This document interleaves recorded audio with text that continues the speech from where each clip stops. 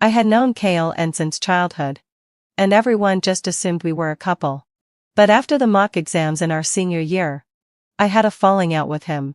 Is it just because she lost her notes? He asked, laughing. Yes. I snapped back. He didn't seem to take it seriously, thinking I was overreacting. It's just a notebook. No big deal. You can always take the time to organize it again. Is it really worth making a fuss over? I couldn't help but laugh in anger. Are you out of your mind? But later, he was crying as he grabbed my hand. We promised we'd go to the same university.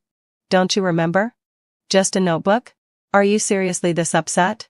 Kalen still had that helpless look, as though I was making a mountain out of a molehill. Shouldn't I be upset? I was about to explode with rage. After the mock exams, everyone was pushing hard for the college entrance exams. Kalen's grades had been slipping recently. I had put in so much effort to organize my notes for the dream of going to the same university. But he had given them to the new transfer student, Leora. And in the end, they were lost. Shouldn't I be mad? Leora stood timidly behind Kalen, watching me seethe with anger. Eloan. I'm sorry. Please don't blame Kalen. It's all my fault. I'm just too stupid. That's why Kalen lent me your notes. I didn't take good care of them.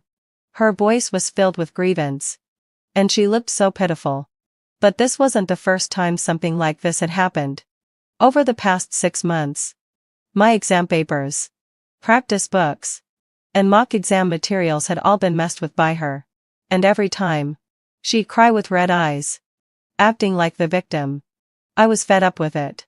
Kalen, on the other hand, stood protectively behind her, as if he feared I might hit her. All right. Leora didn't mean it. Don't be so petty. Petty? My blood pressure shot up again. These are my review notes. Do you have any idea what they represent? I glared at him. The notes were lent to you.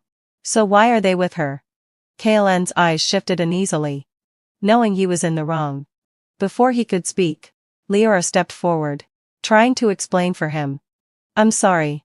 Eloan. Kalen said your notes were more detailed. So he let me borrow them.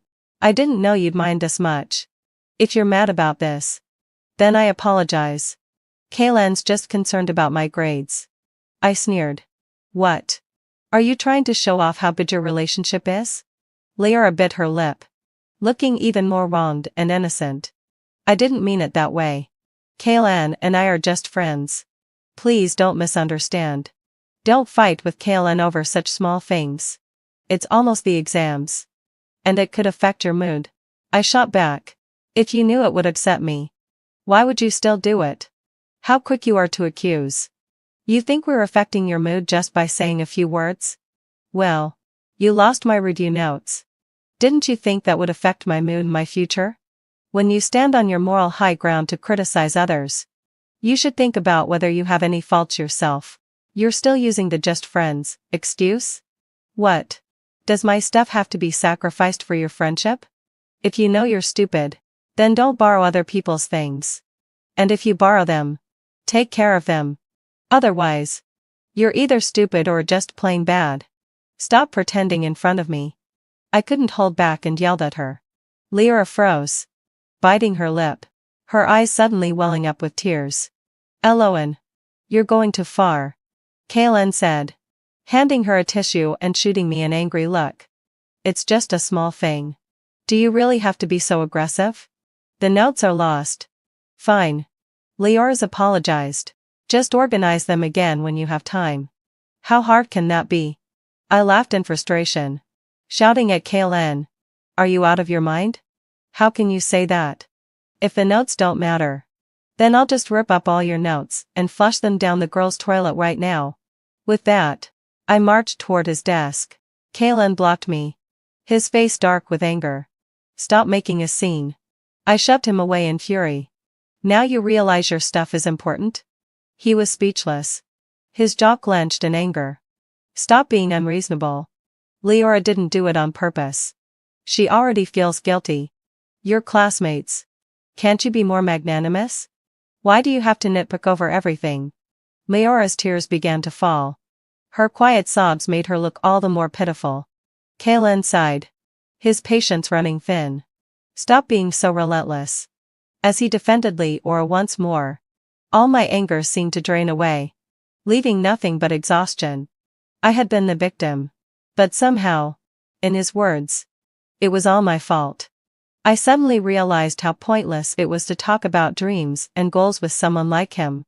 All my patience and goodwill had been worn away. When I looked at his face, familiar yet, for an only disappointment and sadness remained in my heart. Kalen, it's over between us. Let's just pretend we never knew each other. I didn't want to deal with them anymore. And I turned and left the classroom. Kalen and I were childhood friends. We had walked to and from school together since kindergarten. For over a decade. We had spent nearly every important holiday together. On New Year's Eve during our freshman year. He quietly grabbed my hand in the crowd. He told me we should go to the same university and asked if I was willing to work hard with him. I felt a surge of joy in my heart and set my sights on that university as my goal. But now, I still remembered. But it seemed he had forgotten. I felt like we were no longer on the same path. Once I came to terms with it, the pain didn't seem so bad anymore. I buried myself in my studies. I told myself there were plenty of men out there. But no one was more important than my college entrance exams. In a fit of anger, I completed a set of practice papers. Later that night, as I lay in bed ready to sleep, I opened my phone and immediately saw Liora's post from half an hour ago. Burning the midnight oil. Even though I'm stupid, I now have a direction to work towards. Thank you for not rejecting my stupidity. The picture showed to open books. With a sign on the corner of the desk showing the name of a bubble tea shop. This shop was near the neighborhood. The one I had discovered and taken Kalen to before. The environment was nice. And it was quiet, but he didn't like sweet food. So we never went back. And now, Leora had gone there too.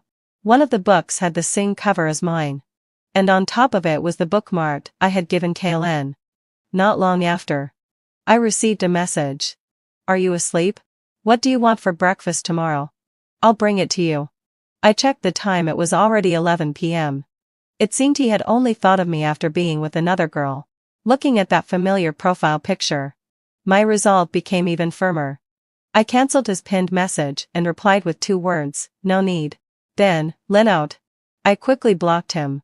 In the morning, as expected, I didn't see Kalen downstairs. I didn't slow my pace as I headed toward school.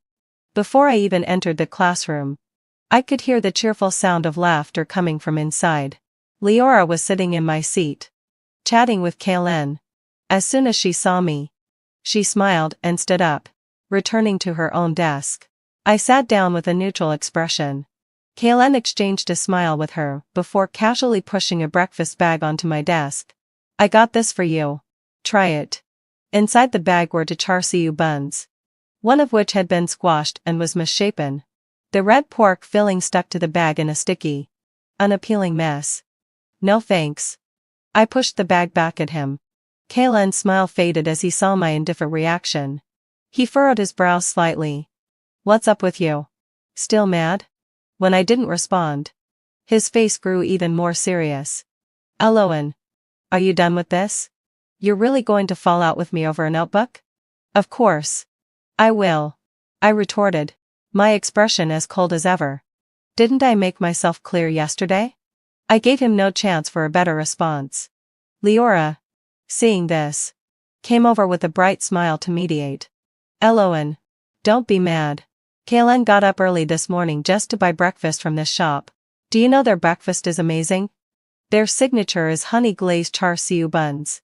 Right. The bag on her desk was from that very shop. However, her portion was much tittier.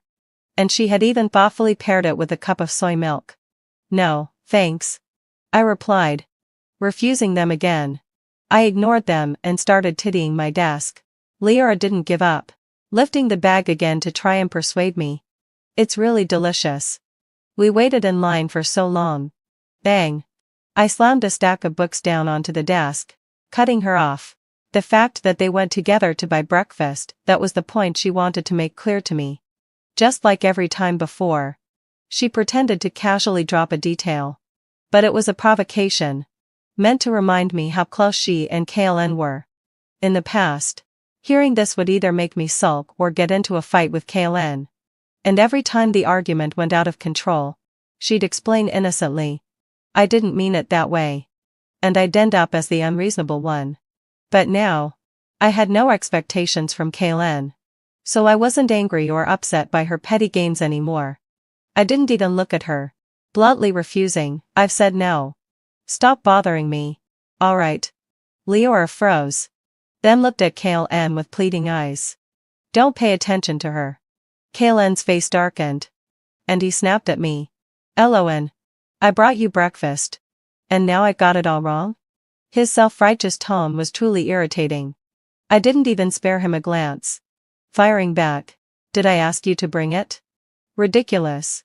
Around us, the classmates seemed to be enjoying the spectacle, whispering and pointing.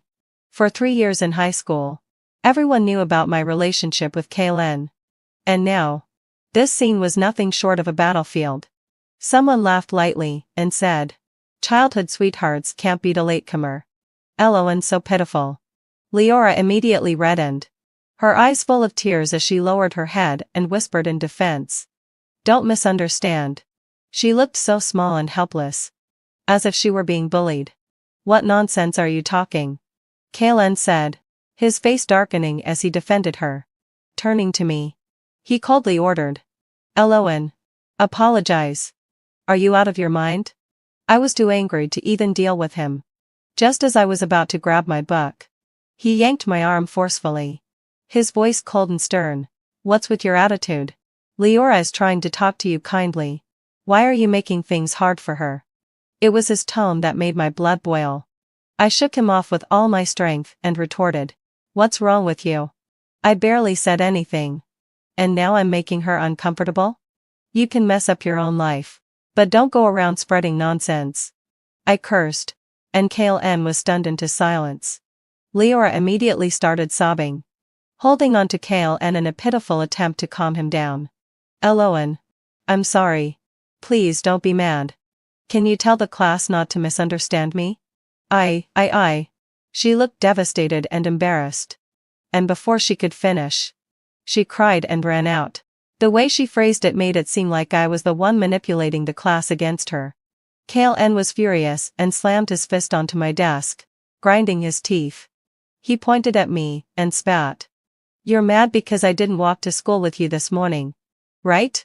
Fine," let out a low sigh. "Turn your back on me if you want. Don't come crawling back later."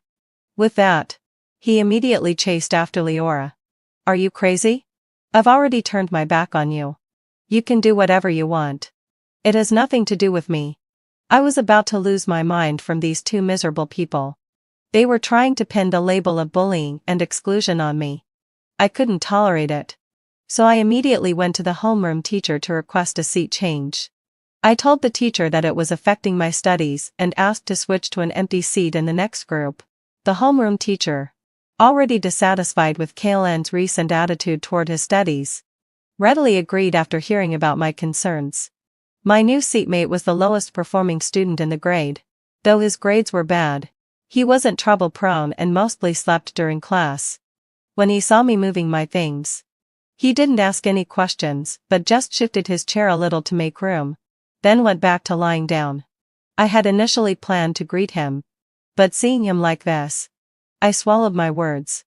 In 3 years of class together, we barely knew each other, and I could count the number of times we had spoken on one hand.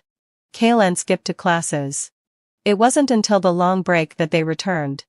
Leora's eyes were still red, but she seemed much calmer, clearly having been soothed. When KLN saw my old seat was empty, he instinctively looked up, his gaze darkening when he saw me sitting next to Limerick. "What a big fuss." He stared at me with an irritated tone. It was as if I had done something to offend him. Leora quietly lowered her head, looking forlorn and aggrieved. I didn't respond. But inside, I felt a wave of disgust. How had I never noticed before how annoying he was? I looked away and resumed taking notes, organizing the key points from the last lesson. The class monitor, who was friends with KLN, immediately tried to explain with an awkward laugh. Class leader. This was the homeroom teacher's arrangement. Loan just changed her study environment. After the big argument earlier, everyone knew that Kale-N and I had fallen out. To salvage his pride, Kale-N deliberately belittled me. So, she's sitting with the class reject now? The teacher really knows how to pick the perfect environment. He glanced at me sideways and sneered. Let her keep pretending. I won't go and comfort her. Implying that I was just putting on a show for him. I was about to snap back when Limerick, who had been sleeping, suddenly sat up. You've been sitting with the top students, haven't you? Loan's ranked in the top 10 of the grade. How about you? The blatant sarcasm made Kale-N's face turn black. I instinctively glanced at Limerick, surprised he knew my rank. Kale-N, seething, snapped. You, ranked at the bottom. What right do you have to criticize me? Limerick shrugged. I may have bad grades, but my character isn't bad. There's really no comparison. Kale-N was clearly insulted, and seeing me smile made him scowl even more. After that day, we didn't speak a word to each other. I was busy every day, with only time for eating and sleeping. The rest of the time, I was studying. Since our argument, Kale-N had grown closer to Leora. Even in class, they would often joke around and laugh together. Without any care, they flaunted their closeness right in front of me. Sometimes, it seemed as though they were deliberately trying to provoke me, mentioning where they planned to go after school to study. Every time, the students around us would laugh knowingly and sneak glances at my reaction. I didn't care. I simply scoffed, not letting them get to me, sticking to my own pace. Even when rumors spread among classmates about how childhood sweethearts couldn't compete with a sudden newcomer, I didn't respond. Occasionally, Limerick would bring me some books he didn't understand.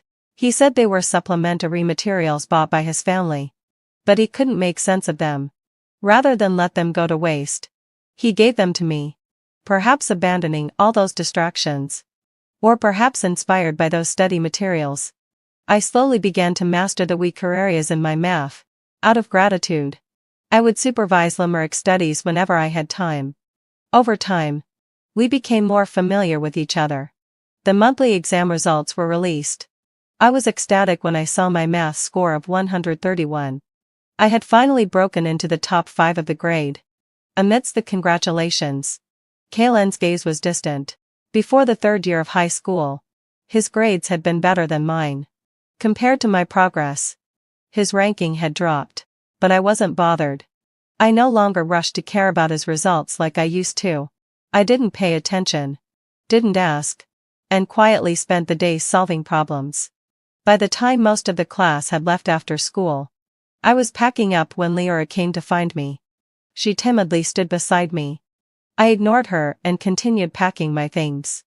When I was about to leave, she finally stopped me, looking frustrated. Loan, don't misunderstand. Kale-N and I are just friends. He still cares about you. Otherwise, why would he get up early to bring you breakfast just because I mentioned it was good? Her voice grew quieter, more hesitant. But seeing her like this made a surge of anger rise in me. So, what are you trying to say? She bit her lip, looking like she was trying to contain her tears. Don't be mad at Kale-N. I never meant to break you two apart. You don't need to change seats just to spite us. Don't you think it's too late to say anything now? Besides, who said I changed seats out of spite? Maybe I just wanted to stay away from you both because you bring bad luck. Leora froze, her eyes turning red with helplessness. Are you angry at me? I cut her off again. I'll say it one more time. Whatever you and Kale-N do doesn't concern me. Don't get all sentimental. Love expert. Just then, a cold voice interrupted. Are you done? Let's go. I turned to see Limerick standing by the classroom door. I immediately replied, I'll be right there. That evening, Kale-N cornered me downstairs at my building. His face was dark with anger. Where have you been? It's none of your business. I didn't pay him any attention and tried to walk past him, but he grabbed me back. You've had your fun these past few days. It's not like I didn't wait for you to go to school together. Is it really that big of a deal? You're being so petty and jealous. Furious, I pushed him off. If you've got issues, go get them sorted. Don't come here throwing a tantrum. I'm not indulging you. As if my words had angered him. He glared at me with disgust and coldly warned, this is getting ridiculous. Just because we're close doesn't mean I can't spend time with someone else. Throwing a tantrum is one thing. But Lyora's soft-hearted. Even if you're jealous, stop bullying her. She tried to help you today. And you purposely humiliated her in front of others. That's just classless. A wave of anger surged through me. I shouted at him. You want to talk about class? You're the one with no class. I'm avoiding you both like the plague. And you're still stopping me here? Play with whoever you want. It's got nothing to do with me. I haven't done anything to you. Haven't bothered you. Why do you keep pestering me? Do you want me to act like I care? Like I'm devastated? Jealous? And insane? Is that what you want? Do you think you're the center of the universe? Why do you think everyone has to revolve around you? Don't get too full of yourself. In my eyes, you're nothing. I yelled at him, leaving him stunned. It was the first time I had belittled him so completely. He gritted his teeth in fury. Eloan, remember what you said. If you regret it, don't come to me. After that, Kale and Leora became inseparable. Like they had no worries at all. They acted so close. So in sync. Rumors about them spread even more among the classmates. I didn't care or ask about it. He pursued his social freedom. And I pursued my study goals. 2 weeks later, the second mock exam came. I broke the 700-point barrier for the first time. When the results came out, I was so excited I almost screamed. Limerick brought me a cup of milk tea. I grabbed his hand and jumped up and down, asking him repeatedly if I had read my score correctly. Limerick laughed. You didn't misread it. A top student is impressive. I hadn't realized it. But we'd been sitting together for a month now, looking at his scores. I felt a deep sense of helplessness. I often pushed him to study harder. He wasn't dumb, on the contrary. He was very smart. He could often apply what he learned to other topics. But for some reason, despite understanding the concepts, his scores weren't improving quickly. He must have noticed my frustration. He smiled and said, don't worry. I was just goofing off. If I really tried, I wouldn't be worse than anyone else. When he mentioned others, his mouth subtly pointed toward Kalen. I looked up just in time to see Kalen staring back at me. His expression was unreadable. That's right. Lately, he'd been spending all his time tutoring Leora. As if to annoy me. They even spent their break time together. The funny thing was, despite thinking so highly of his own academic abilities, he had dropped out of the top 100 in the rankings. If he kept scoring like this, he wouldn't even make it to a university. Maybe even he couldn't believe his scores this time. Meanwhile, Leora sat at her desk, looking dejected as she watched Kalen. I couldn't help but remember the time when my desk mate borrowed my phone to find some study materials, and noticed Leora's many social media posts. She had asked me in surprise, how come Leora posts so much on her WeChat? And you've never seen it? At the time, I hadn't even looked up from my papers and replied, I don't know. I don't have time to mess around on my phone. She placed both phones in front of me. Leora was very active on my phone, posting 1 or 2 updates almost every day. Whether it was about her study spots or inspirational messages about studying for the exams. Every single photo, without exception, bore Kalen's mark. Although his face wasn't clearly visible, there was always an angle or detail that made it unmistakably obvious who it was. But on the phone of the desk in front of me, Leora's moments were clean, almost completely empty for the past half year. That's when I realized that these moments were only visible to me, and no one else could see them. It was a pity I had never noticed these little tricks before. And by the time I did, I had already deleted them. As soon as I saw his lips twitch, as if he was about to approach me, I glanced at him inferently, then continued to chat and laugh with my classmates. Kalen immediately stopped in his tracks, his eyes downcast in resignation. Neither Leora nor Kalen could stir my emotions anymore. In order to prepare for the college entrance exam, I worked tirelessly.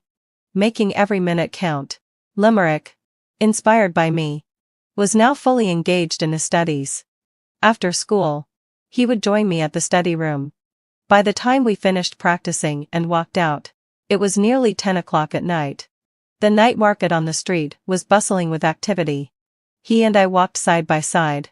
Suddenly, he hesitated and asked if I had any particular university in mind. The name of the university immediately popped into my head. It had once been my dream school, but now, I wasn't as obsessed with it. Let's talk about it once the scores come out, I said. It no longer held the same meaning for me. And now it didn't seem as attractive. Limerick raised an eyebrow. When you apply, let me know. I chuckled. It's not like we're going to the same university. Limerick didn't seem bothered. Who knows? Just then, a motorcycle zoomed towards us. Before I could react, Limerick quickly pulled me aside. The motorcycle zipped past us. I was startled, my steps faltering, and I crashed straight into him. My heart skipped a beat. Before I could recover, a rough force yanked me from behind. A tall figure lunged at Limerick and didn't hesitate to throw a punch at him. Who dares to make a move on her? Seeing who it was, I shouted, Kaylen, stop. Kaylen didn't seem inclined to stop, his face dark, and as he advanced toward Limerick, Leora quickly caught up, holding a cup of milk tea and some small cakes. Seeing Kaylen out of control, she rushed over, almost in tears. Kaylen, stop, please. Limerick's mouth took a punch. He immediately began wrestling with Kaylen. I rushed over, pulling Kaylen away from him. Stop. What gives you the right to hit him? I angrily shoved Kaylen away. By now, both of them had bruises on their faces. Kaylen, livid, snapped. I'm teaching him a lesson for making a move on you. Is there something wrong with that? He tried to advance again, but I pushed him away once more. What right do you have to interfere in my life? Limerick, seeing Kaylen not backing down, prepared to charge again. I immediately yanked him back. I didn't want to escalate things further. So I advised Limerick, forget it. Don't bother with people like him. Limerick just stared at me without saying anything. Kaylen, seemingly provoked by my words, snapped. What do you mean by that? Exactly what I said. I coldly confronted him. What gives you the right to control me? This has nothing to do with you. Maybe my tone was too firm. Kaylen looked at me in disbelief for a moment. Eloan, do you even realize what you're saying? You're trying to get under my skin on purpose, aren't you? Leora immediately jumped in to criticize me. Eloan, you've gone too far. How could you say that? If Kaylen didn't consider us childhood friends, would he care about you? She shot a glance at Limerick, continuing with false indignation. I've told you so many times. We're just classmates. Kaylen is only tutoring me. You can't just act out of spite and go pulling at other boys in the street late at night. Kaylen shook his head, as if deeply disappointed in me. Eloan, I know you're still angry about how I didn't wait for you this morning. But there's no need to get back at me by finding some random guy to make me jealous. Leora put on a heartbroken expression and proudly insulted me. Yeah. You really overdid it. As a girl, I'm just reminding you. Don't be so careless. Girls should love themselves more. Watch your mouth. I trembled with fury. Who are you talking to? Don't think I won't act just because you're a girl. Do you even know what kind of person you are? Limerick stepped in front of me at the perfect moment. Leora immediately reddened, her eyes filling with tears. She timidly moved closer to Kaylen, explaining, Kaylen, I didn't mean it that way. I was just trying to warn Eloan. I didn't want her to get tricked. After all else She glanced at Limerick, deliberately leaving her sentence unfinished, to make it seem like something was being implied. Kaylen spoke in a deep, measured voice. Eloan, stop being childish. Leora was just trying to help you. Why are you twisting her words? It was utterly ridiculous. I'll thank her entire family. But I don't need her help. She should focus on respecting herself. What's she doing out here so late? Who's she with? I sneered as I glanced at the food Leora was holding. Leora turned her face away. covering the items with her book bag. Kaylin, noticing my gaze, looked embarrassed. You misunderstood. Leora asked me to help her with some questions. And we were reviewing late. So we bought something to eat. I don't need your explanation. This has nothing to do with me. Move out of the way. Ignoring Kaylin's stormy face, I was about to tell Limerick to leave when Leora suddenly grabbed my arm in fury. Eloin. What do you want? You've already caught Kaylin's attention. He stood up for you. And now you need to stop. Even if Kaylin bought this stuff, it's just his gentlemanly way of helping a classmate. If you care so much, I'll just give it to you. I pushed away the bag she was shoving at me. Crazy. Not wanting to deal with them anymore, I turned to leave. I thought it was over. But then, Leora chased after me. Where do you think you're going with him at this hour? Are you trying to make Kaylin jealous by acting all close with him? Can you be any more shameless? Are you out of your mind? Furious, I turned back and shoved her, shouting. You're always pretending to be pure. Pretending to be innocent. You're the scheming, manipulative, green TBCH everyone talks about. Stop parading around in front of me, can't stand the sight of you. You shameless wretch. Leora staggered from the push. Kaylin caught her from behind and raised his hand, slapping me across the face. Slap. I was interrupted before I could finish my words. Leora's eyes were red, and she looked pitiful. Kaylin gritted his teeth, his face dark with anger. Eloin. I didn't expect you to be such a malicious person. I trembled all over, my face burning with pain. Before I could even react, Limerick had already punched Kaylin in the face. Damn it. Who the hell do you think you are? Laying a hand on a girl, talk about losing a man's dignity. All the last traces of any lingering affection vanished in my heart. I pulled Limerick away. Kaylin's face was covered in bruises. He looked at my swollen face for a moment, stunned. I walked towards him without hesitation and slapped him across the face. Get lost. I blocked all of Kaylin's contact information. I also told my mom about falling out with him. My mom wasn't fond of him. So when he came to our door, she didn't let him in and told him not to disturb my studies. At school, I treated him like air. Even though he came to apologize again and again, I ignored him. Until one day, he cornered me at the stairs. I'm sorry for what happened last time. I tried to walk past him, but he wouldn't let me. So I had to respond. I don't want to forgive you. Move. Don't block my way. Kaylin spread his arms and blocked me again. Listen to me. I was just really angry when I saw you with another guy. I was wrong. Can you give me one more chance? I looked at him, then calmly said, no. Kaylin's entire body slumped. He stared at me, bewildered. Why? I've already apologized. Why not give me a chance? Was that supposed to be something impressive? I pushed his hand away with disdain and turned to leave without a second glance. It seemed like a rift had appeared between Kaylin and Leora. They no longer went everywhere together like before. Several times, I ran into Kaylin at the entrance of our neighborhood. I never knew he could be this shameless. After all that had happened, he still greeted me as though nothing had occurred, even bringing me breakfast. His tone was so familiar, as though we had never had any unpleasantness between us. But I didn't take it. I even had to leave half an hour earlier every day just to avoid him. Leora also went back to commuting alone. She asked Kaylin several times for help with questions, but he ignored her. So, rumors slowly started to spread among the classmates. I didn't inquire, didn't care, and kept my distance from the gossip. But then, during break, Kaylin came over with his paper. This was the first time he had tried to make amends in front of our classmates since our falling out. Leora sat at her desk, her eyes fixed on us. I knew she was watching Kaylin's actions. Kaylin dragged a chair from the neighboring desk and sat next to me. Eloin, can you help me with this question? I didn't even look up as I declined. I can't help. Kaylin's face immediately turned pale. He probably didn't expect me to refuse so bluntly in front of everyone. Leora, fuming, rushed over. Eloin, what's your problem? Do you think you're better than everyone else? Her eyes fell on my paper. And she angrily added. You say you can't do it.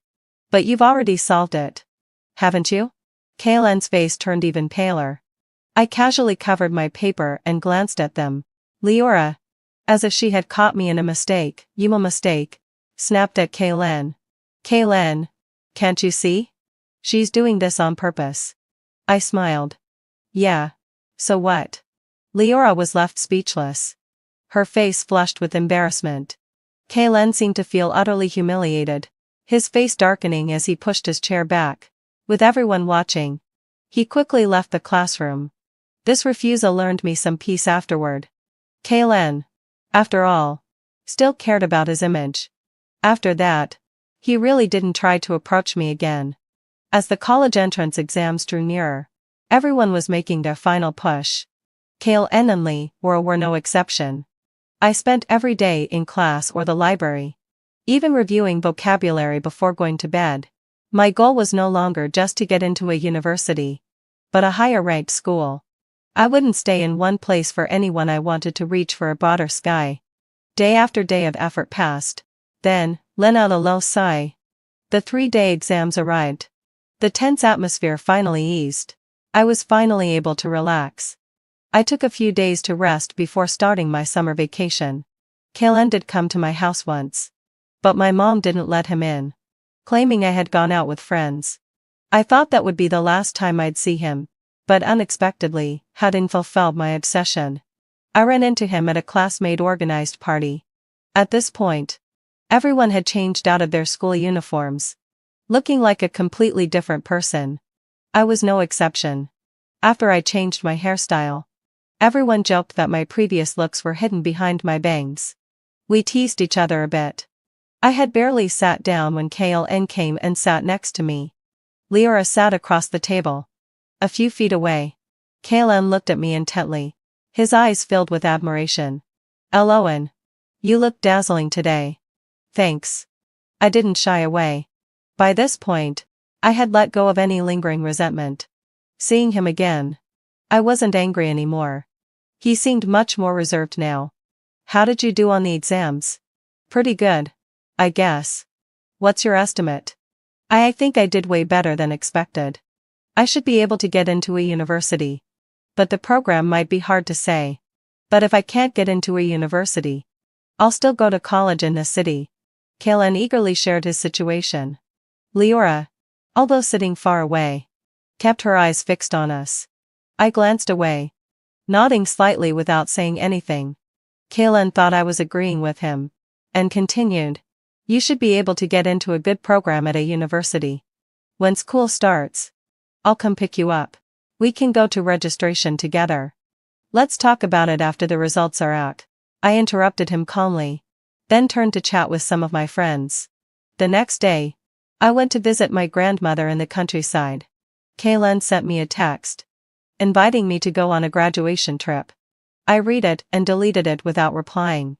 Later, my mother called to say that Kaylen had been looking for me, and only then did she tell him I was in the countryside. After that, he went on the trip with some other classmates. I didn't just hear about it from mutual friends. There was also an anonymous account that often updated its moments, recording the entire journey. I knew this account was Leora's. Her intention was clear, she wanted me to see it, to provoke me. But I didn't care. I scrolled past it like an ad, barely stopping to look. On the day the results came out, I was nervous. When I learned that I had scored 714, all my efforts finally felt tangible. That evening, I unexpectedly received a message from Limerick. Top student. Is it Tsinghua or Peking University? I laughed. Are you so sure I'll get into Tsinghua or Peking University? He replied, absolutely. Still haven't decided. Which one are you choosing? I smiled but didn't say much. I'm going to the university with the best food in the canteen. Not long after, my mother received my university admission notice. I didn't rush home. I stayed in the countryside until a week before the school year started.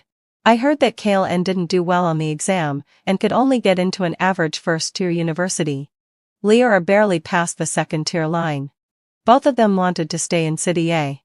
In the end, Kaylen went to a regular first-tier university, while Leora, unable to make it into a top university, chose to attend a vocational college instead, the only benefit being that it was very close to Kaylen's school, just a 30-minute commute.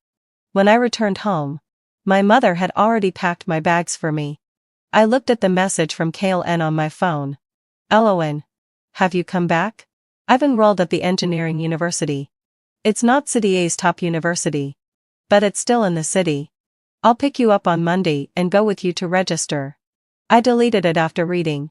Just like usual. The next day, I boarded a plane to Beijing. On registration day, I saw a familiar figure in the office. Limerick stood under the sunlight, his smile dazzling. "Hello, Elowen." I was surprised. "How are you here?" Limerick grinned proudly. "And here to register." I blinked in disbelief. "You got in?" Limerick's pride only grew. "I get to be your classmate for the next 4 years." I was speechless. 3 days later, I saw Kaylen in the academic building. He seemed a little more haggard after 2 months.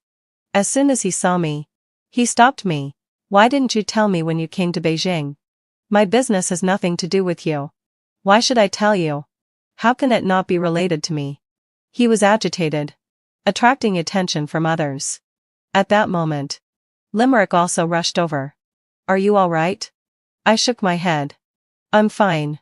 When Kaylen saw Limerick, his eyes nearly popped out. "Why is he here?" Clearly, seeing Limerick shocked him as much as it shocked me. "Limerick is my classmate." It was all this guy's fault for pretending to be humble before. Now no one believed him. Kaylen was severely shaken. "Him? He can get into Tingsua? What a joke. Who has time to joke with you?" Limerick stepped in front of me. "We're going to eat now. We don't have time to stand here chatting." Kaylen shouted furiously. "Elowen, you didn't really get together with him, did you?" I frowned. His questioning tone annoyed me. "What's it to you? From now on, we go our separate ways. And don't interfere with each other." "Why?" Kaylen blocked my way. "Fine, cutting fulfilled my obsession. You got into Tingsua. Wait for me for a year. I'll repeat a year. And next year I'll get into Tingsua too." Limerick pushed him away. I was afraid they would start fighting here. I quickly advised, "Go back. Don't come here again." I pulled Limerick away. Kaylen, not willing to give up, asked me, "Elowen, are you really so heartless? After all these years of friendship, can you really just throw it away?" I didn't stop walking. He yelled from behind, "We promised to go to the same university. Have you forgotten?" I stopped in my tracks and turned back to look at him.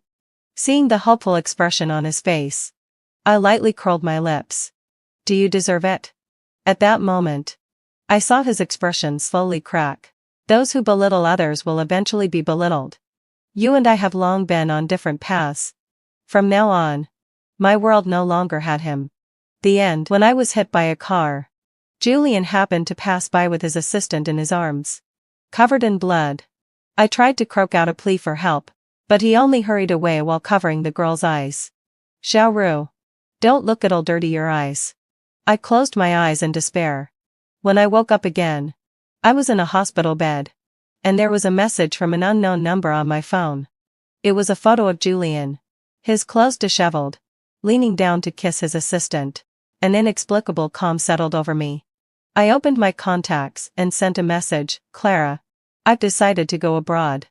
When I stayed in the hospital for 3 days due to the car accident. During that time, Julian didn't send me a single message. I suppose he was too busy with his assistant. I had no more expectations left for him. When I checked out, a young nurse looked at me worriedly and urged, "Be careful, your injuries aren't fully healed yet. Make sure you don't get them wet." I nodded dully, "Okay." After the accident, she was the first person to care about me, and the only one. The man I'd loved for 8 years was now by someone else's side. How ridiculous.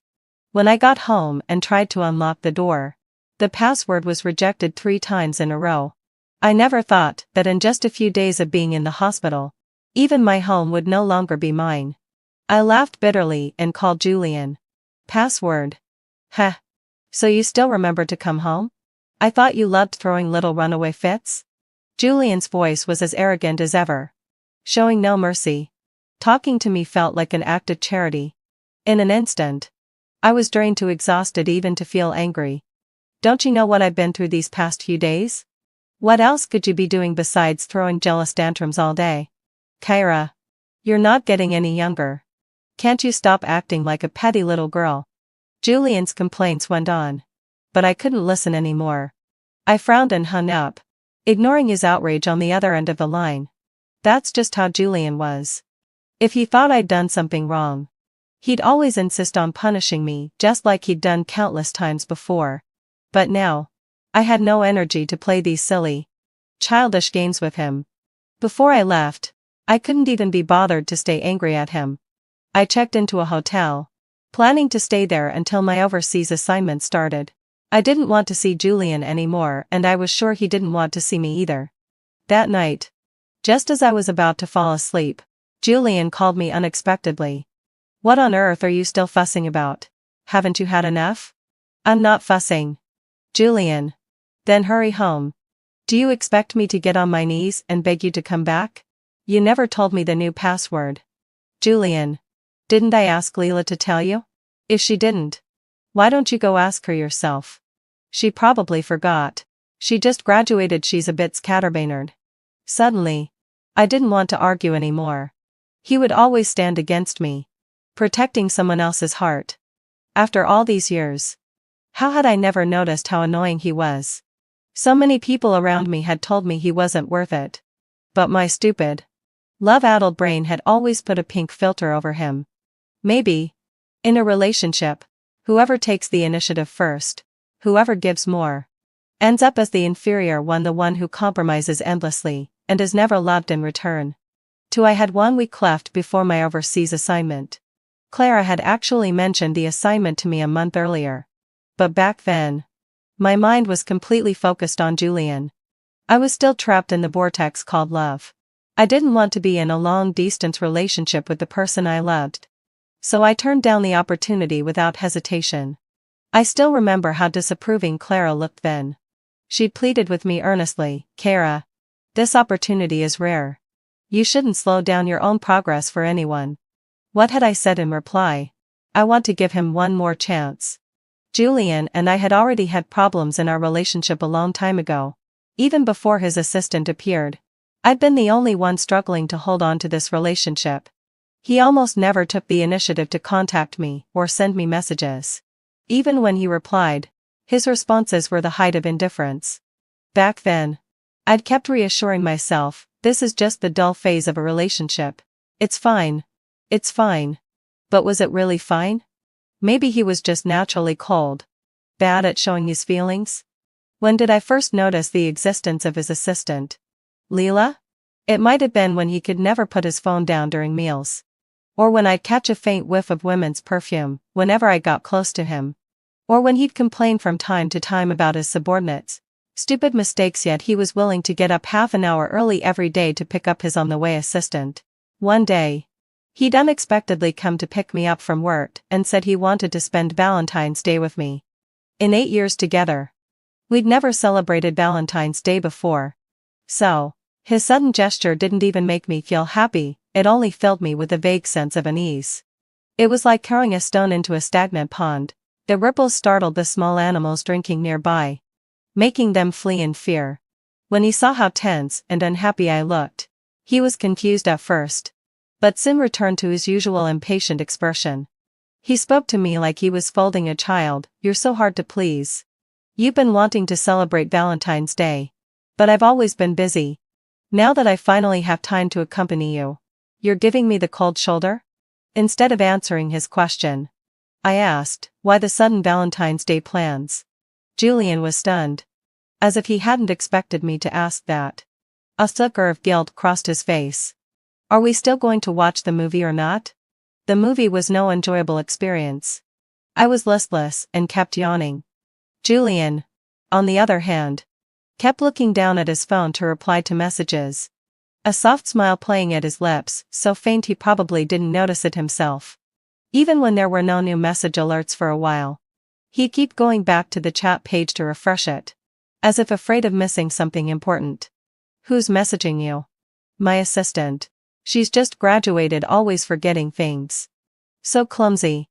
There was an undeniable note of amusement in his voice, not a hint of the frustration a boss would feel toward an incompetent subordinate. His answer only made me feel worse. I couldn't even stop myself from speaking with bitterness and malice. If she's bad at her job, then fire her. What's gotten into you today? Why are you acting like such a bitter woman? He accused me without a second thought. Never caring about my feelings. As if that wasn't enough, he went on, have you forgotten how clumsy you were when you first graduated? You didn't know how to do anything, you couldn't even use the printer. You had to ask me about everything. Even your resume needed me to edit it. He was about to keep criticizing me when someone nearby interrupted. Have some decency. Who talks this much during a movie? Julian had always cared deeply about saving face. Being scolded like that in public made his face darken instantly. But he also knew he was in the wrong and didn't dare make a scene. He just stormed out of the theater. I didn't chase after him. I stayed and finished watching the movie alone. After that incident, Julian and I fell into an unprecedented Cold War. He didn't come home for 2 weeks straight and didn't send me a single message. In the end, I couldn't help but swallow my pride and go to his company to find him. I had just reached the door of his office and hadn't knocked yet when I heard a cope at this female voice from inside. Boss. You're being too mean. Her voice was bold and playful, with a hint of spoiled arrogance. When I pushed the door open, the first thing I saw was the two of them sharing a smile. Julian even flicked Leela's nose gently. Stop messing around. Hurry up and send these documents over. At the sudden intrusion, Julian was about to lose his temper until he saw it was me. He awkwardly stepped back to put some distance between himself and his assistant. It was Leela's first time meeting me. She watched Julian's reaction and guessed my identity. But a bold smile never left her soft, delicate face. When she noticed me looking at her, she didn't hesitate to hide behind Julian and size me up from head to toe openly. Perhaps realizing he'd crossed a line earlier, Julian softened his tone for once. Kara. I'm sorry. Let's end this Cold War. With that, he ignored Leela's presence, stepped forward, and hugged me tightly. See? He was always like this, slapping me one moment, then giving me a sweet to make up for it. Every time I thought about ending things, he always seemed to read my mind and pull me back at just the right moment. In that instant, it was like a ray of sunlight had pierced the long-standing darkness. I hugged him back. Okay. That night when we got home, he took the initiative to talk about Leela, explaining, she's the daughter of a business partner, old Chen. The one you've met before. His only daughter is working under me. I owe old Chen a favor, so I have to take extra care of her. Seeing I didn't say anything, he kept explaining, Xiaoru is a really nice person. She even often tells me not to forget about my girlfriend because of work. She was the one who planned the Valentine's Day thing. He held me in his arms, yet kept talking about all the good things about that other girl. I felt unhappy, but I didn't argue. I even asked myself, am I being too petty? Maybe all his actions are just to take care of his partner's daughter? Back then, I truly thought Julian and I had made up. I had no idea that once a seed of doubt is planted, it's hard to pull it out. After that, he came home on time every day and reported his every move to me, just like he did when we first got together.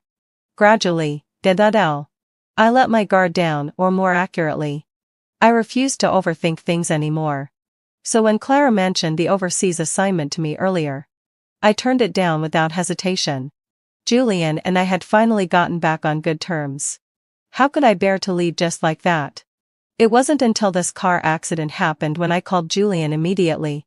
But he hung up on me repeatedly when I got into an accident right next to him. Yet he couldn't spare even a glance for me, focusing only on protecting his assistant in his arms. Afraid she'd be scared by the crash. Seeing that everything changed. During my hospital stay, I saw a new post on Julian's Moments. Happy birthday to the lovely little princess. Leela. I still remember when we first got together. I was just like all those other girls who'd just fallen in love, full of whims and fancies. I'd asked him to post about my birthday on his Moments to celebrate it publicly. A small way to show our affection. His reply back then had been, "You're so childish." After liking his post, I happened to receive the contract Clara had sent me. I opened the link and signed my name without hesitation. That night, I slept deeply, without a single dream. As soon as dawn broke, I left the hotel and saw Julian leaning against his car window, smoking nonstop, looking tired. When he saw me, he put out his cigarette, smiled, and asked, "Kyra, is your leg better?" Oh, so he did know about my car accident.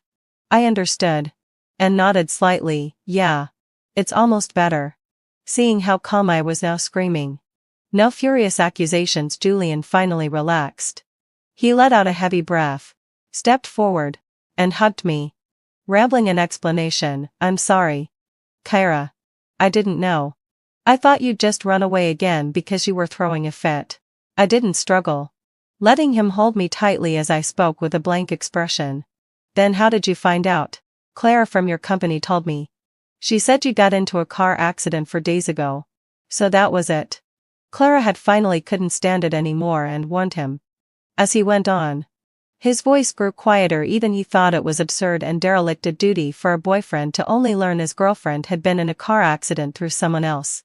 "Is that so?" I replied casually, a dull ache in my chest that I didn't let show on my face. "I've been too busy lately and neglected you. I'll change. Believe me. But I'd already given you so many chances. There's no going back for us. And I don't believe you anymore." I didn't say those words out loud. I was leaving in 6 days. And I didn't want to stir up trouble now. So when Julian asked me to move back in, I agreed and needed to go back for some documents anyway. Once we got home, while Julian was in the shower, I quickly gathered all my personal papers and put them away. Just then, let out a low sigh. Clara called. "Kyra, I've sorted out the house in the US for you. You just take care of things here. And then you can start your new life." "Okay. Thank you, Clara." The second I hung up, Julian walked out of the bathroom wrapped in a towel. Water droplets slid down his muscular frame, his damp hair falling loosely over his forehead. "Who was that, calling you so late? And what about a house?" As he asked, Julian stared at me intently, his eyes filled with curiosity and a faint unease. I didn't lie. I told him it was Clara, but I didn't explain the whole story. Seeing my calm, unwavering gaze, he didn't press further. That night, as we slept, Julian wrapped his arms around me from behind, his warm breath fanning my neck. I knew he wanted to be intimate, but my whole body tensed involuntarily. I subtly shifted closer to the edge of the bed. "I'm not feeling well today."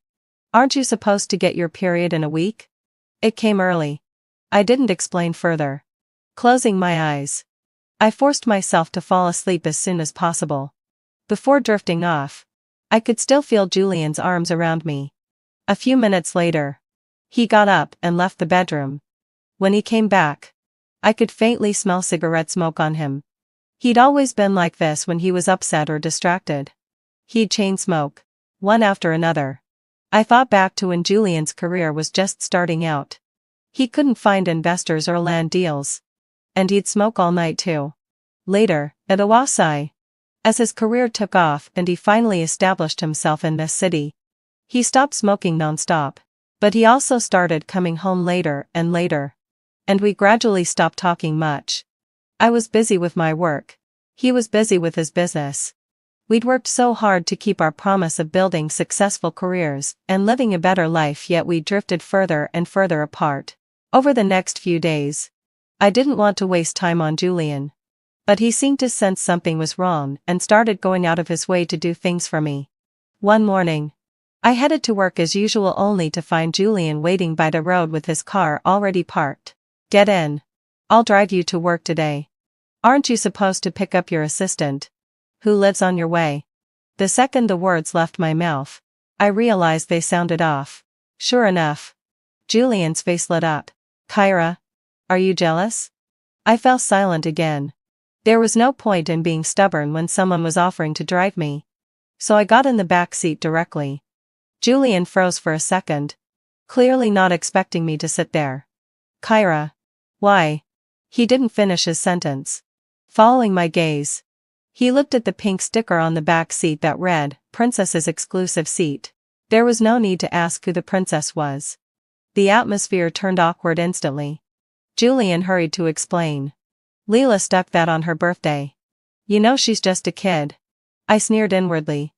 A kid, yeah. A 23-year-old kid. When I didn't respond, Julian fell silent too. The car headed toward my company. And neither of us spoke until a phone call broke the silence. Julian answered it. A young girl's muffled, tearful voice came from the other end. Boss. Since you came to pick me up today, I had to take the subway. And I ran into a pervert. Woo woo woo. It was Leela. What? Julian's expression changed drastically.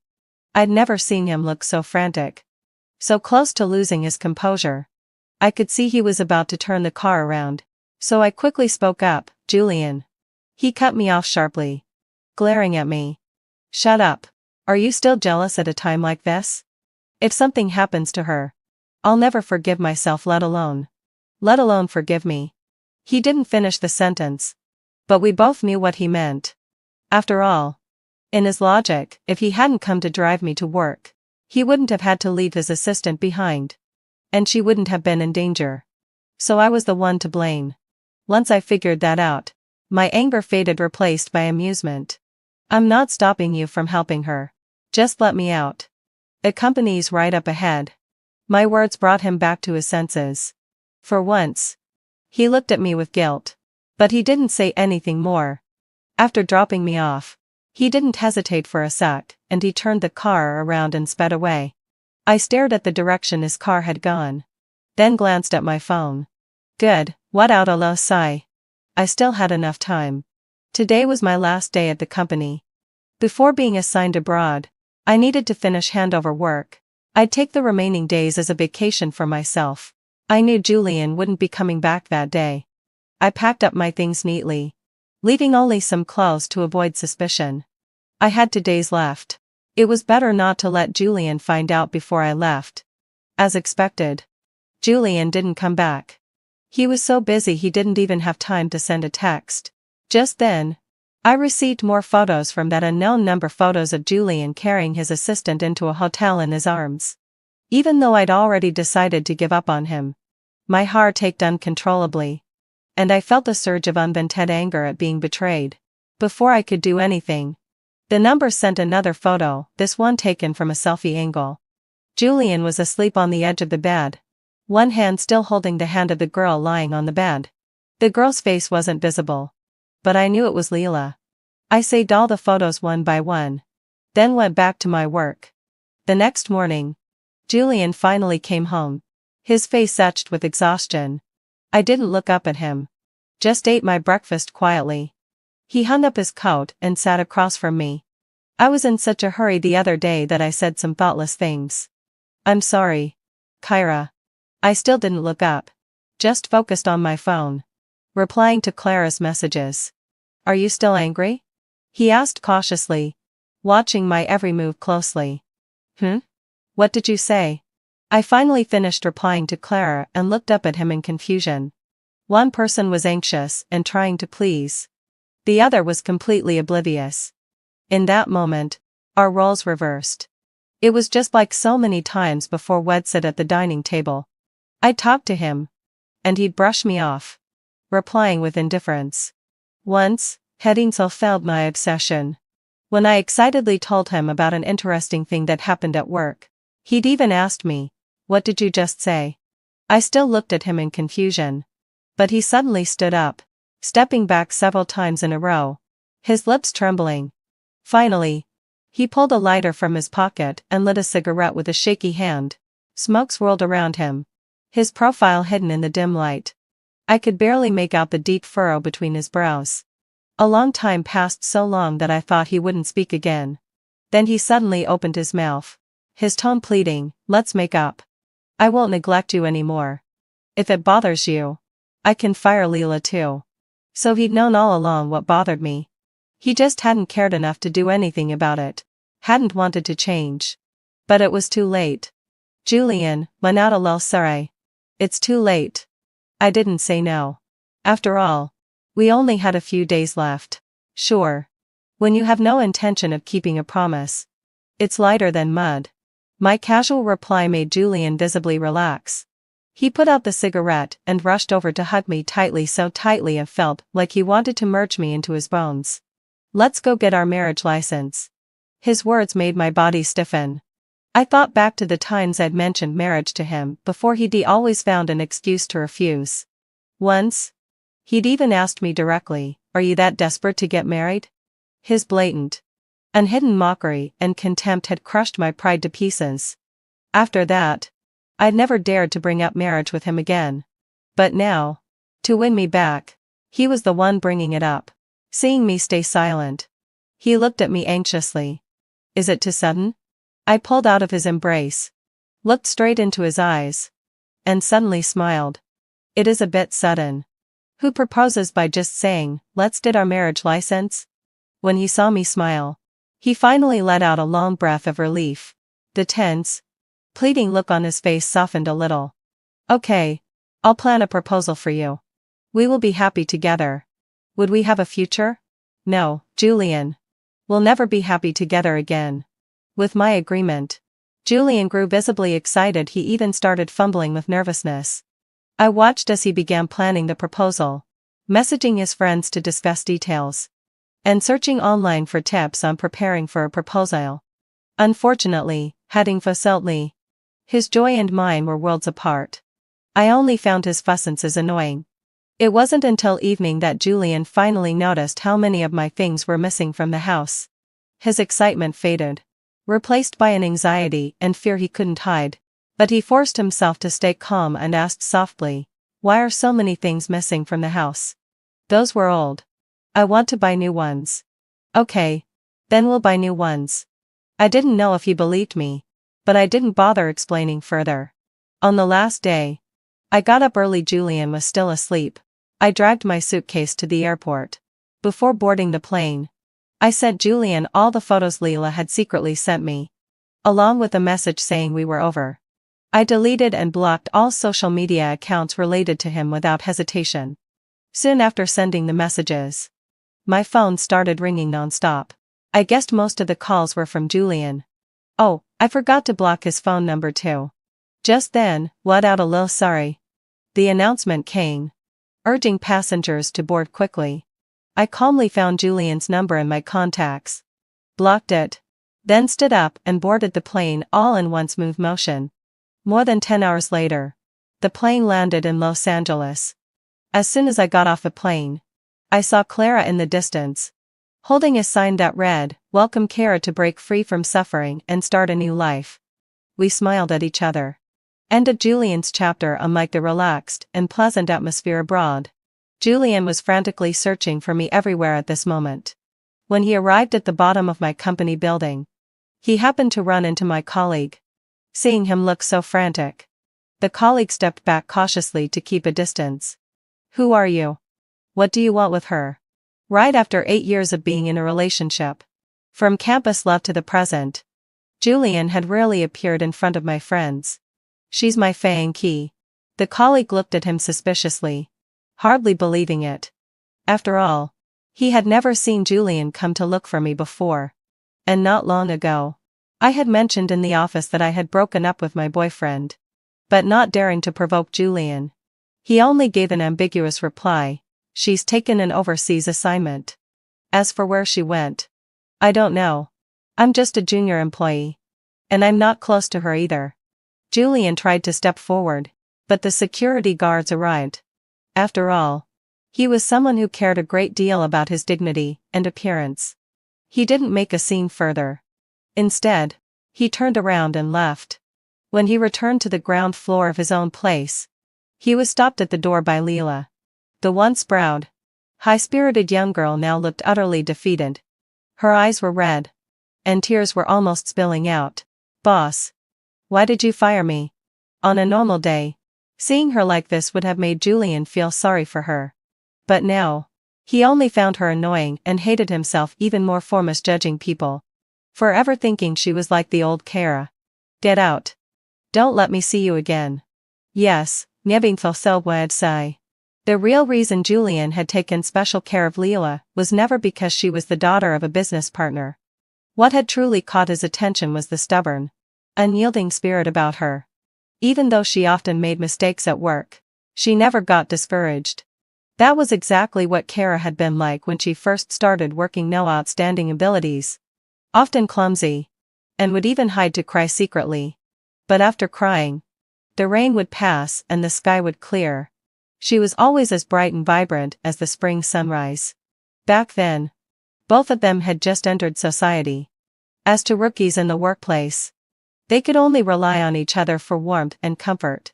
More than once, when he got off work, he would find Kara asleep at her desk, the computer screen still on, displaying the copy she had just finished. Every time that happened, he would secretly kiss her and carry her to bed. Those days were so long ago, and if he didn't make a deliberate effort to recall them, he could barely remember the mood he was in when he promised the girl he loved back when they lived in a cheap rental house that he would marry her when he achieved success. He had gradually forgotten his original intention. His attention had been drawn to more and more beautiful things in the outside world. It was only when his reason and long-buried feelings finally returned that he felt a piercing, excruciating pain in his heart. I had no idea what was happening back in China. With Clara's help, I quickly adapted to my work and life abroad. Julian never came to look for me. And from Clara, I learned that he really couldn't deal with Julian's pestering anymore. So I had to call the police. After investigating, the police told me a man moved into the house next to yours half a month ago. He has no malicious intent and has never physically harmed you. He just often runs into you when you're both on your way home.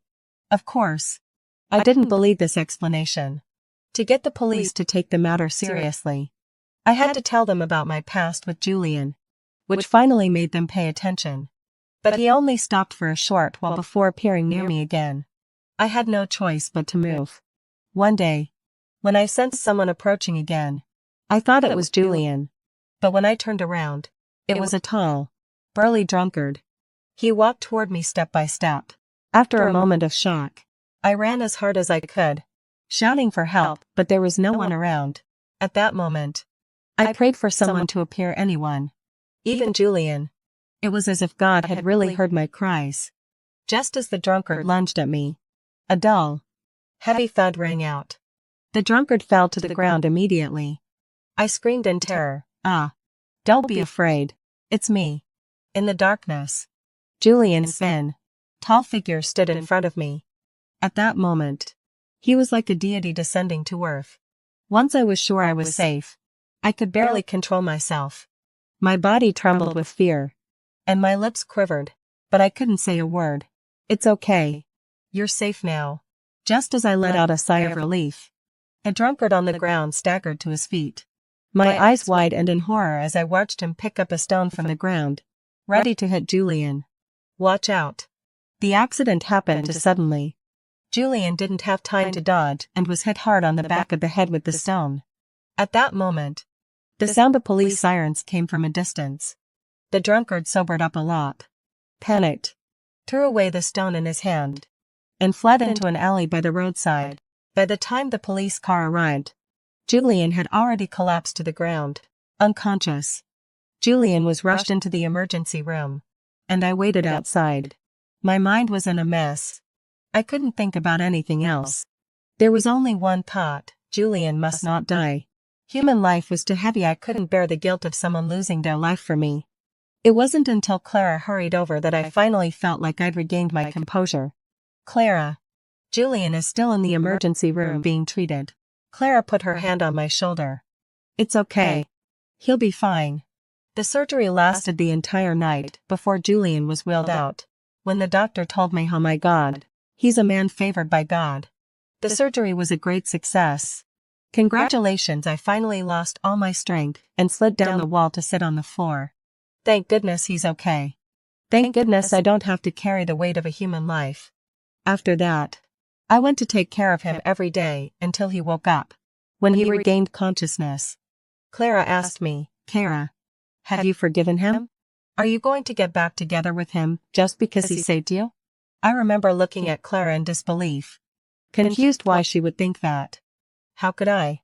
I don't love him anymore. I didn't notice Clara's gaze drift past me to the person on the hospital bed. I continued, we're long over. He's almost recovered now. And I plan to hire a nurse to take care of him. Clara smiled meaningfully. I'm very pleased that you think this way. I didn't want to be tangled up with Julian anymore. Didn't want to give him any illusions of getting back together. So in the days that followed, I never went to see him again. When Clara found out about this, she praised me. I have to say, you're really impressive now that you've come to your senses. 2 months later, I sat in a cafe. Across from me was an American man wearing glasses.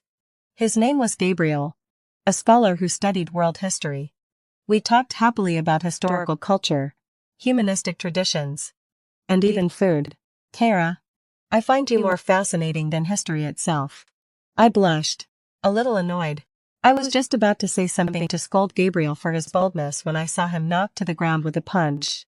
The blow was extremely hard. I screamed in shock and hurried to help Gabriel up. Looking up, I saw that the person who had hit him was Julian. He stood in front of us, his face ashen, veins bulging on his forehead, filled with rage. Get out of my way. I had never seen Julian so furious and out of control before. There weren't many people in the CAF. When the staff saw what was happening, they all stepped back. Some secretly hid to call the police. Gabriel was half lying on the ground, with blood already visible at the corner of his mouth. But Julian didn't seem ready to let it go. He tried to step forward again. I lost my temper too. Standing up, I pushed Julian away. What's wrong with you? Are you crazy? Julian looked down at me, then suddenly smiled, but the smile didn't reach his eyes. You're protecting him? What? You've taken a fancy to this American guy? I thought he was being unreasonable. I glared at him and ignored him. Gabriel could understand Chinese. He struggled to stand up, and I hurried to support him. Gabriel said to me, "Is he your ex-boyfriend?" I snapped, "Don't pay attention to him. He's just a lunatic." It was at this moment that a low murmur came from behind me. Yes, why? I am crazy. I've been crazy since the day you left. Julian tried to step forward again, and I stood between them once more. But Gabriel pulled me behind him. I don't need a lady to protect me. Julian's face turned cold instantly. American. She's mine. You don't have the right to covet her. I was just about to explain when Gabriel spoke before me. She belongs to herself. She has the freedom to choose who to be with. Bang, another punch. In his rage, Julian hit Gabriel again. This time, Gabriel didn't hold back either. The two of them started fighting. Luckily, having fulfilled my essay, the police arrived soon and took both of them away to the police station. I followed them there too.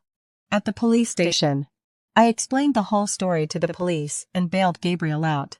When I helped Gabriel leave, we passed by Julian.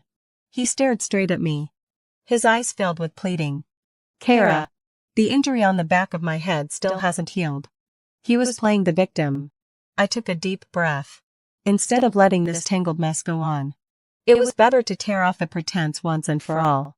I turned around and looked straight at him. I might as well tell you the truth.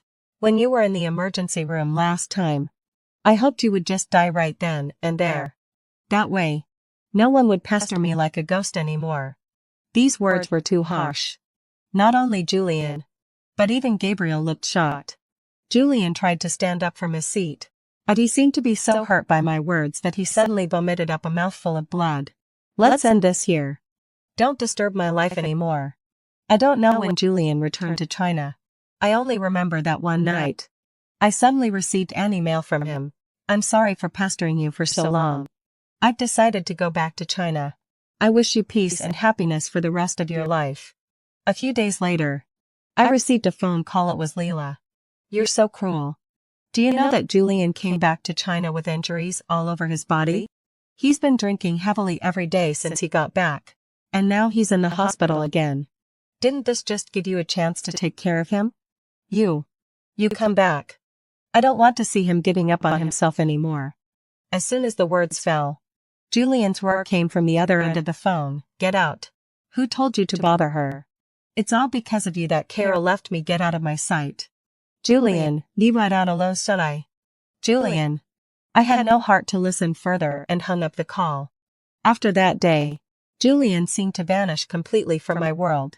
On New Year's Eve a year later, I didn't return to China. My parents had passed away long ago, and I'd grown apart from my former classmates and friends as work kept us busy. There was nothing left in China worth clinging to. Standing by the floor-to-ceiling window, I scrolled through the holiday greetings from colleagues and friends, and couldn't help but chuckle softly. Unexpectedly, a call from an unknown number came in at that moment. Without overthinking, afraid it might be a work call, I answered it directly. Hello. Who is this? It's me, having fulfilled my session. Kyra. A deep, hoarse voice came through the receiver. It was Julian. I no longer held the resentment I once had when I heard his voice. Aside from a moment of initial surprise, my heart was calm as still water. Well, Happy New Year. My tone was as calm as greeting a friend I hadn't seen in years. There was silence on the other end for a long time, and I didn't rush him, just stayed on the line, listening. I thought, maybe after this call, he'll let go of his obsession. He just needs time. Just like I did back then. After a long while, all I could faintly hear was his heavy, suppressed breathing. Just as I thought he'd finally hang up, he spoke at last. Is there really no chance for us anymore? I smiled. What do you think? Believe me, I never betrayed you emotionally. You've always been the one in my heart. He hurried to explain, his voice thick with sobs. It doesn't matter anymore. Who the person in their heart is doesn't matter now. I've let go. And I hope you can too. No. I can't. I've tried to forget you these past few months. But the more I deliberately try to erase you, the more I keep remembering those old days. I didn't offer more, did I? Give yourself a little more time. The road to letting go of you, I walked it alone for years before finally moving on. When I first went abroad, I still hated Julian, hated that he betrayed the vows he made to me, hated his coldness toward me. But now, I could talk to him calmly. 3 years later, I held a wedding in the United States. My groom was Gabriel, a scholar who specialized in world history. He was deeply interested in Chinese culture. We often exchanged ideas and discussed topics, then fell in love naturally, and finally walked hand in hand into the marriage hall.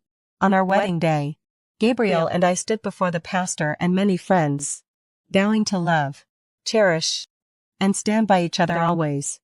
Amid the warm cheers of everyone present, Gabriel and I exchanged rings. From the corner of my eye, I suddenly caught a glimpse of a familiar figure in the lively crowd. He had grown even thinner, his frame frail. He wore a baseball cap, his entire face hidden in the shadow of the brim. Farewell, my former love. Farewell to my once passionate yet broken past. Finally, at the age of 35, I stepped into married life with someone I loved. Years later, I heard news of Julian again. It was said that one day, he suddenly announced he'd sold all his company shares and gone alone to teach in a poor area in the western part of China. It was just like the promise he'd made to me back then, Kyra. I came out of the mountains. I hope one day I can go back and help them too. You mean volunteering as a teacher? When I have enough ability to give you a good life, when I've achieved success, I'll have even greater power to help those children still trapped in the mountains. Congratulations on fulfilling your wish. The end.